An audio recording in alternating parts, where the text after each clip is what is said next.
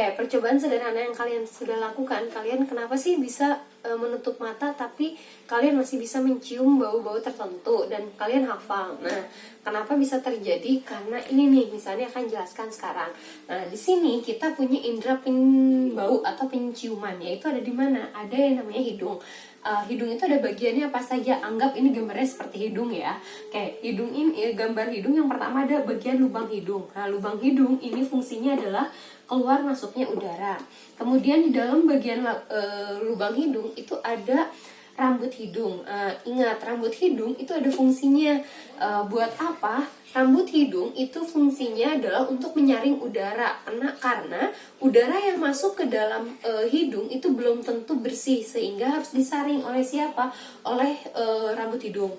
Nah, dari rambut hidung masuk ke rongga hidung. Nah, di rongga hidung itu ada apa saja? Ada dua, ada selaput lendir dan ada pembuluh darah.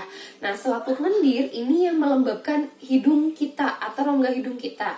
Nah, kalian pernah nggak merasakan kalau misalnya nih, kalian sedang berenang kemudian tersedak dan mengeluarkan ingus yang banyak, lalu kalian menafas. Nah, ketika menarik nafas itu akan terasa perih.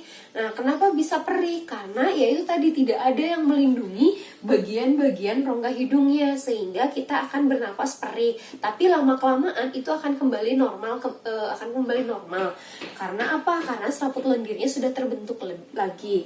Nah, selendir ini juga yang kalau kita bisa terinfeksi oleh virus atau bakteri, maka mengakibatkan adalah flu. Nah, makanya kalau lagi flu, kalian akan mengeluarkan lendir yang lebih banyak karena ada infeksi di bagian saluran selaput lendir tersebut. Nah, kemudian kalian pernah dengar nggak ada yang namanya upil? Nah, kalian kan sering ya, misalnya kok ada upilnya. Nah, upil itu berasal dari mana? Upil itu berasal dari lendir yang dihasilkan dari rongga hidung yang kemudian bergabunglah dengan udara yang kotoran yang masuk, sehingga terjadilah upil itu ya.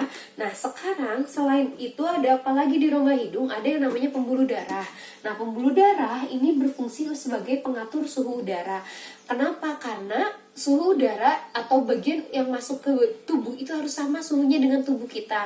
Nah, salah satunya adalah pembuluh darah yang ada di rongga hidung yang berfungsi mengatur suhu udara yang masuk ke dalam hidung kita. Nah, kemudian kalau oksigen itu akan masuk melewati sistem pernapasan. Nah, sedangkan kita akan bahas tentang indera penciuman, yaitu berarti kemana? Apakah dia masuk? Ya, udaranya akan masuk, oksigennya ke tenggorokan. Sedangkan yang udara atau gas-gas yang lainnya kemana? Gas-gas yang lainnya akan mengambang atau akan menguap ke atas. Nah, ketika menguap ke atas, maka akan diterima oleh siapa? Oleh sel olfaktori. Nah, sel olfaktori ini seperti rambut-rambut yang mendeteksi bau.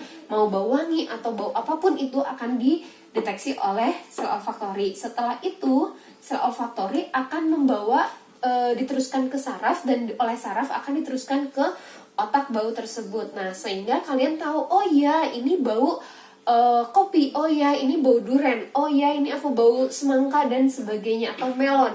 Maka dari mana? Karena setelah saraf membawa ke otak, di otak sudah tersimpan memori ketika kita pertama kali mencium, oh ini bau semangka atau oh ini bau duren, maka dia akan tertanam di memori kita, dan akan setiap kali kita mencium bau tertentu, maka kita, oh ya kalau kita mencium bau duren ya berarti kita akan teringat kembali, itu oh ya bau duren.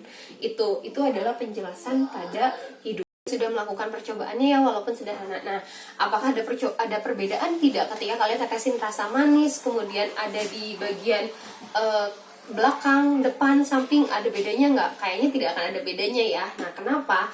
Kayak sekarang di bagian lidah itu, di bagian seluruh lidah itu terdapat bintil-bintil. Nah, bintil-bintil itu apa sih? Nah, bintil-bintil itu adalah yang dinamakan dengan papila.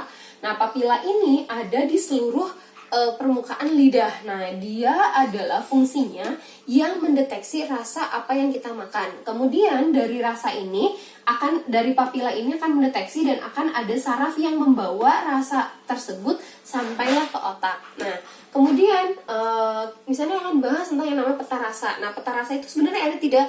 Nah, sebenarnya tidak ada peta rasa, karena mungkin saja ini bukan peta rasa, hanya lebih yang dominan. Nah, jadi kalau kita misalnya makan makanan manis, yang akan lebih terasa atau yang lebih dominan itu ada di bagian yang A atau di bagian yang ujung depan lidah.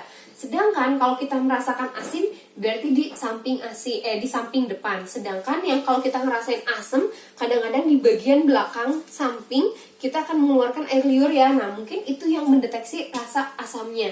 Kemudian yang paling belakang adalah ada yang pahit ya.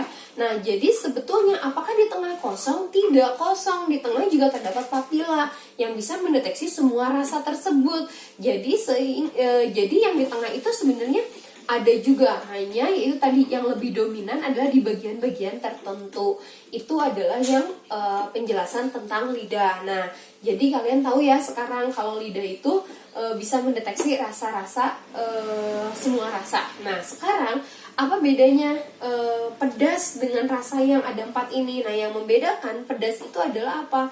Nah, pedas itu bukan rasa, tapi dia mengiritasi si papilanya. Nah, sekarang kalau kita gambarkan, ini ada papila. Papila itu kayak misalnya ada kulit yang paling luarnya. Nah, ketika kita makan pedas, kenapa kita makan pedas kok yang dirasakan hanya panas, perih ya?